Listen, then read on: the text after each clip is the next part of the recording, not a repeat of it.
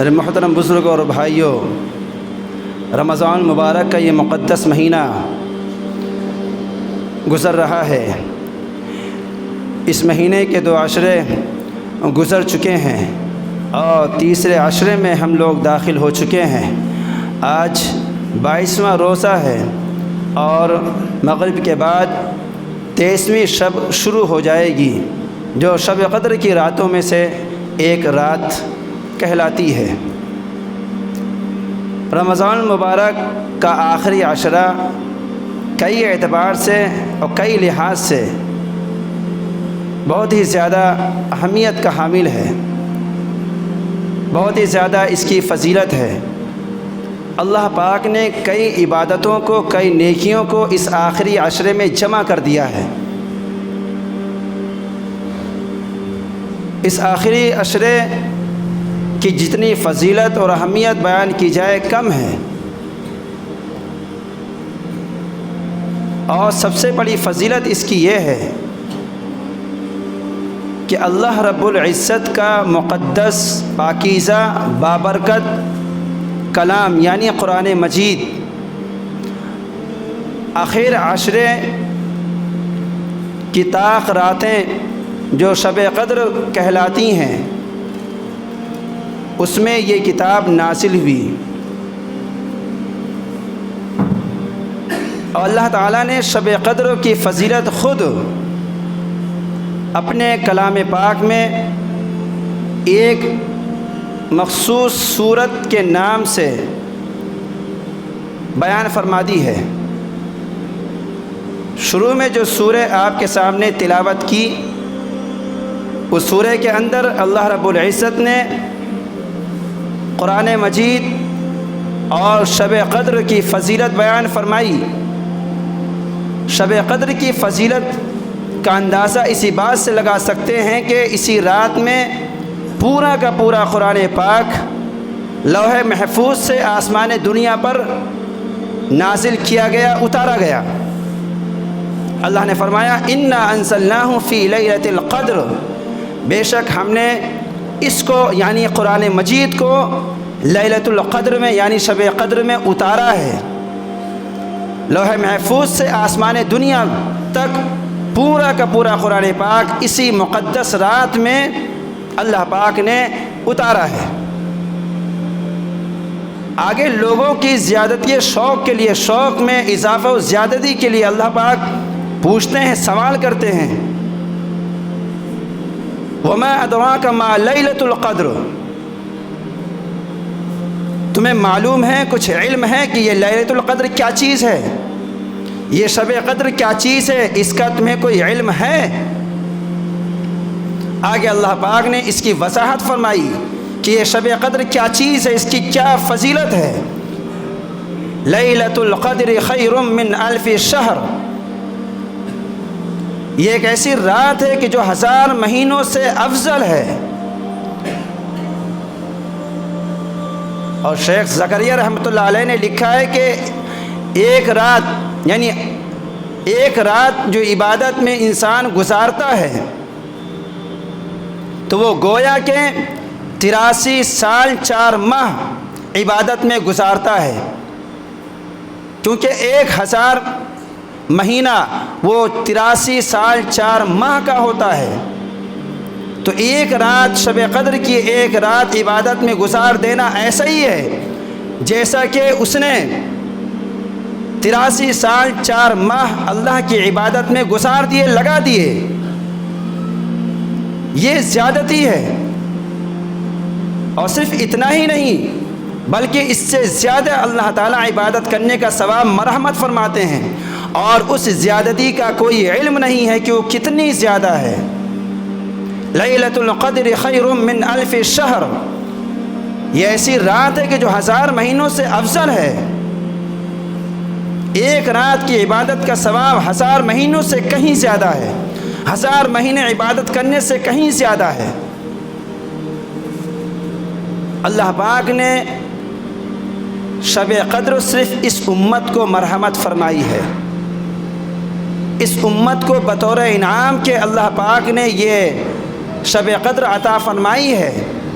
اس امت سے پہلے کسی امت کو شب قدر جیسی نعمت عطا نہیں کی گئی تھی۔ اس سلسلے میں مختلف روایات احادیث ہیں کہ اللہ تعالیٰ نے یہ شب قدر اس امت کو کیوں عطا فرمائی۔ ان ساری روایات اور احادیث کا خلاصہ لب لباب یہ ہے کہ پہلے زمانے کے لوگوں کی عمریں بہت ہوا کرتی تھیں، پہلے امتوں کے لوگوں کی عمریں بہت زیادہ ہوا کرتی تھیں، سینکڑوں سال ہزاروں سال کی ان کی عمریں ہوا کرتی تھیں، اس لحاظ سے ان کی عبادت بھی زیادہ ہوتی تھی، ان کی عبادت کا دورانیہ بھی بہت لمبا ہوتا تھا۔ اور کچھ لوگوں کے نام آتے ہیں کہ انہوں نے اللہ کی عبادت میں سالوں سال پل جھپکنے کے بغیر صرف کر دیا۔ تو جب صحابہ کرام کو یہ حال معلوم ہوا کہ پہلے کے لوگوں کی عبادتیں اتنی زیادہ ہوتی تھیں تو انہیں بڑا ملال ہوا، رنج ہوا کہ ہم لوگوں کی عمریں تو بہت کم ہوتی ہیں، 60-70 سال سے زیادہ عمریں نہیں ہوتی، ہماری عبادتیں اتنی زیادہ نہیں ہو سکتی، اگر ہم خوب پوری زندگی عبادت کریں تب بھی ہم ان کی عبادت کے مقام تک نہیں پہنچ سکتے، ان کے درجے تک نہیں پہنچ سکتے۔ تو اللہ تعالیٰ نے اس کمی کو پورا کرنے کے لیے شب قدر جیسی نعمت عطا فرمائی اور فرمایا کہ اگر ایک رات جاگ کر شب قدر کی عبادت اگر کر لی تو 1000 مہینوں سے زیادہ عبادت کرنے کا ثواب ملتا ہے، اور اگر کوئی آدمی 5 رات جاگ لے تو کس قدر اللہ تعالیٰ کی طرف سے اجر و ثواب کا مستحق بنتا ہے۔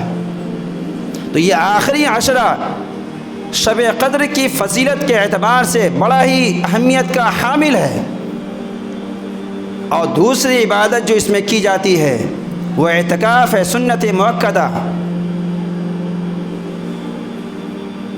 اور جو شب قدر کی قدردانی کرنے والے لوگ ہیں وہ اعتکاف میں بیٹھتے ہیں، اور اعتکاف میں بیٹھنے والا اسے شب قدر میں عبادت کرنے کی توفیق مل ہی جاتی ہے۔ ایک حدیث میں اللہ کے نبی صلی اللہ علیہ وسلم نے فرمایا، من قام فی لیلۃ القدر ایمانا و احتسابا غفر له ما تقدم من ذنبہ، کہ جو شخص شب قدر میں ایمان کی حالت کے ساتھ اور ثواب کی امید کے ساتھ اللہ تعالیٰ کے سامنے کھڑا ہو، عبادت کے لیے کھڑا ہو، تو اس کے پچھلے سارے گناہ معاف کر دیے جاتے ہیں۔ اور ایک اور روایت میں آپ صلی اللہ علیہ وسلم سے پوچھا گیا شب قدر کے بارے میں کہ وہ کب ہوتی ہے۔ حضرت عبادہ بن صامت رضی اللہ تعالیٰ عنہ کی روایت ہے، انہوں نے آپ صلی اللہ علیہ وسلم سے شب قدر کے بارے میں پوچھا تو آپ نے فرمایا کہ رمضان کے آخر عشرے کی راتیں یعنی 21، 23، 25، 27 اور 29 راتوں میں ہوتی ہے۔ ویسے نبی کریم صلی اللہ علیہ وسلم کا معمول پورے رمضان اعتکاف کرنے کا تھا، آپ کا معمول، آپ کی عادت شریفہ پورے مہینے اعتکاف کرنے کی تھی، اور جب آخری عشرہ شروع ہوتا تھا تو حضرت عائشہ رضی اللہ تعالیٰ عنہ کی روایت ہے کہ اللہ کے نبی کمر بستہ ہو جاتے تھے، اپنی لنگی کو مضبوطی سے باندھ لیتے تھے۔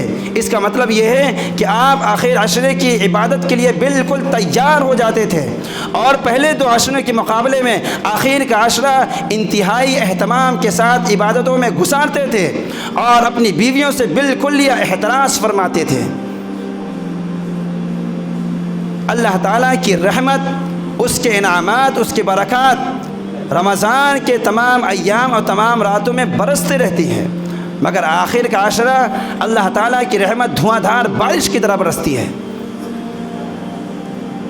لیلۃ القدر خیر من الف شہر تنزل الملائکۃ والروح فیہا۔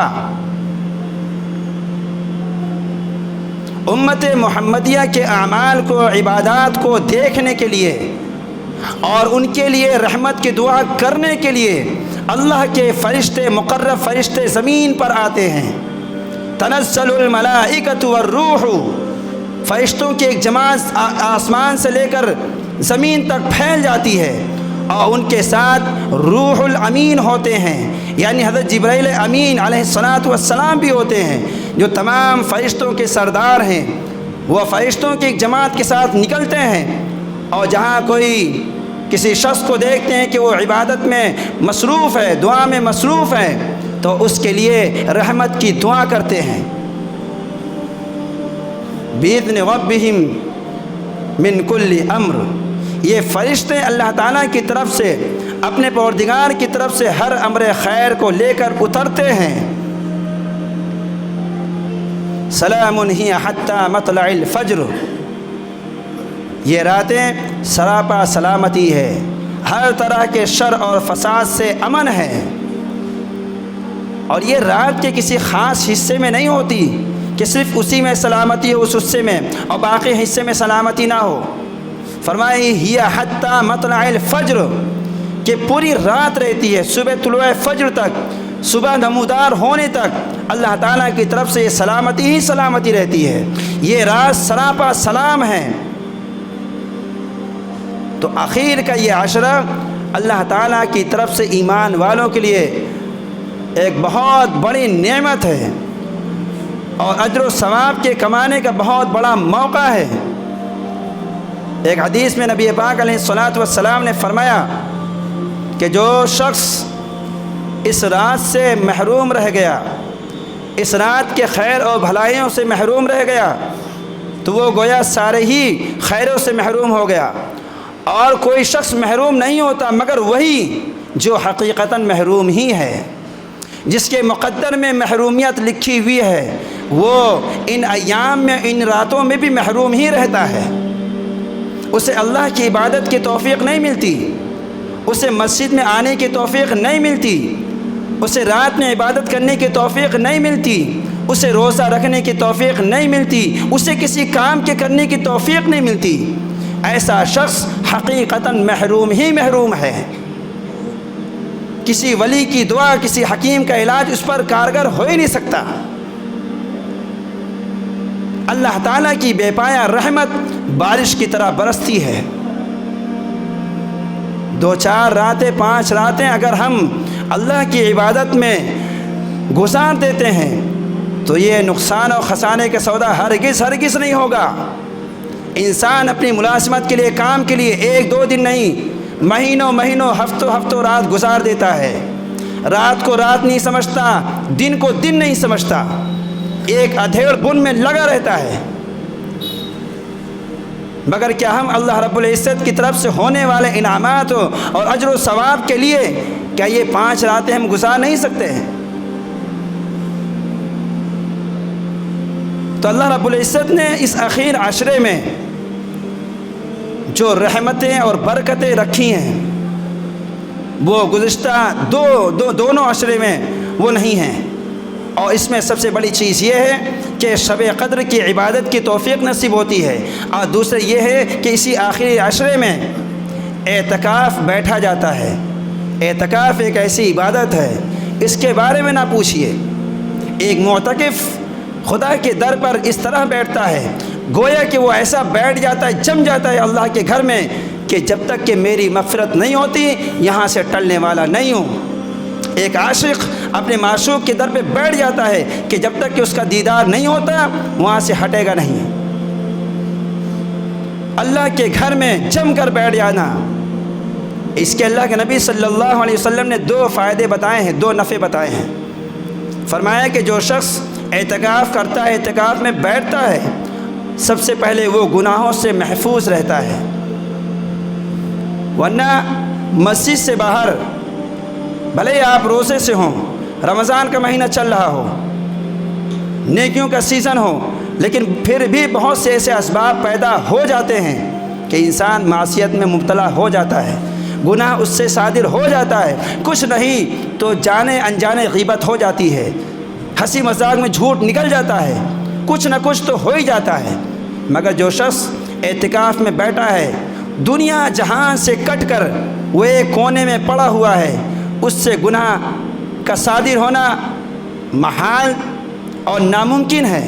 اگر وہ اپنے آپ کو سمجھ لے کہ وہ اللہ کے گھر میں بیٹھا ہوا ہے، جھوٹ بولنا باہر تو گناہ ہے ہی ہے، خدا کے گھر میں جھوٹ بولنا یہ مہا پاپ ہے، بدترین گناہ ہے، تو معتکف وہ گناہوں سے محفوظ رہتا ہے۔ اور دوسرا فائدہ، دوسرا نفع یہ ہے، اللہ کے نبی نے فرمایا کہ اسے وہ اجر ملتے ہیں، ان اعمال اور عبادات کے بھی اجر ملتے ہیں جو کرنے والوں کے لیے لکھے جاتے ہیں۔ مثال کے طور پر اعتکاف کرنے والے کے لیے درست نہیں ہے کہ وہ جنازے میں شرکت کرے، جنازے میں شرکت کے لیے وہ باہر نکلے، کسی مریض کی عیادت کے لیے وہ باہر جائیں، یہ معتکف کے لیے درست نہیں ہے۔ اور جنازے میں شرکت کرنا، کسی مریض کی عیادت کرنا یا کوئی کار خیر کرنا، یہ سب عبادت کے کام ہیں، اس پر اجر ملتا ہے، نیکیاں لکھی جاتی ہیں، مگر معتکف کے لیے جائز نہیں ہے مسجد سے باہر نکلنا۔ اس کے باوجود اللہ رب العزت ان تمام عبادتوں کا ثواب اس کے لیے لکھ دیتے ہیں۔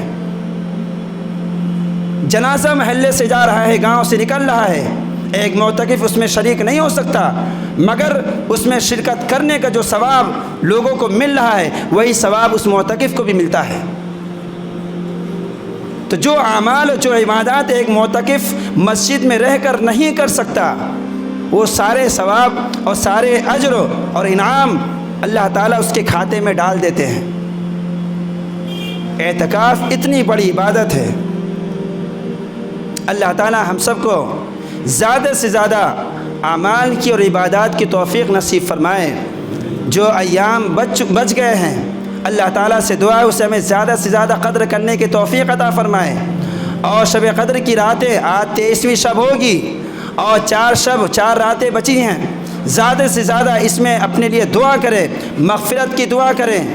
ہر رات اللہ تعالیٰ کی طرف سے ایک آواز دینے والا آواز دیتا ہے، ندا لگاتا ہے کہ ہے کوئی مغفرت کا طلبگار کہ میں اس کی مغفرت کر دوں، ہے کوئی توبہ کرنے والا کہ میں اس کی توبہ قبول کروں، ہے کوئی مجھ سے مانگنے والا، ہے کوئی مجھ سے سوال کرنے والا کہ میں اسے عطا کر دوں۔ جو بندے اللہ تعالیٰ کے سامنے توبہ کرتے ہیں، اللہ تعالیٰ ان کی توبہ کو قبول فرماتے ہیں۔ جو اپنے لیے مغفرت کی دعا کرتے ہیں، اللہ تعالیٰ ان کی مغفرت فرما دیتے ہیں۔ اور جو سائل اللہ تعالیٰ کے سامنے دست سوال پھیلاتا ہے، اللہ تعالیٰ اس کے سوال کو پورا فرماتے ہیں۔ یہ ایام، یہ راتیں، یہ ساعتیں، یہ لمحات، یہ قبولیت کے ہیں۔ ان راتوں میں زیادہ سے زیادہ دعا کرنی چاہیے، زیادہ سے زیادہ دعا کرنی چاہیے اور اپنے اوقات کو دعاؤں میں ہی صرف کرنا چاہیے۔ اللہ تعالیٰ ہم سب کو اس کی توفیق نصیب فرمائے اور عمل کی توفیق نصیب فرمائے۔